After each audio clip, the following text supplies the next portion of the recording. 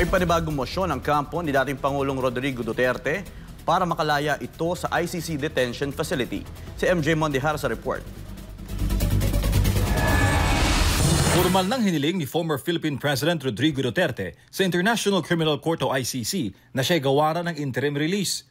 Sa impormasyon mula sa ICC, may petsang June 12, 2025 ang request ng dating Pangulo. Itinaon sa pagunita na ika-127 taong araw ng kalayaan ng Pilipinas. Ang bansang inalaya ng buhay at pinagsilbihan ng dating Chief Executive.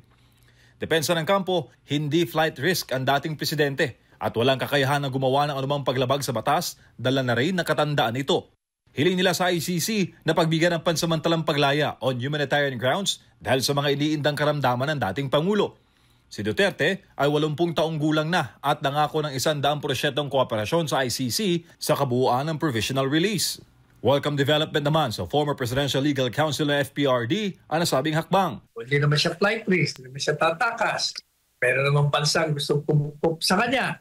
Tiwala rin si Attorney Panelo na pagbibigyan ng ICC judges ang request ng dating presidente.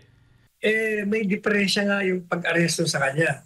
Yung mga kalakaran na yon ay malaking factor na mabigyan siya ng interim release. Iginit naman ng legal team ng dating Pangulo na may kasaysayan na ang ICC ng paggawad ng pansamantalang paglaya sa mga akusado dahil sa humanitarian grounds. Ayon pa sa kampo, may isang hindi pinangalanang bansa na piling pamanggap kay FPRD sa kasagsagan ng kanyang interim release. Pero legal lamang may tuturing kung balik bansa na lamang ng dating presidente. Paano maging illegal? Di ba? Nag-file nga tayo ng petisyon para ibalik Paano maging illegal yan? Ang teorya nga natin illegal ang ginawa ng gobyerno.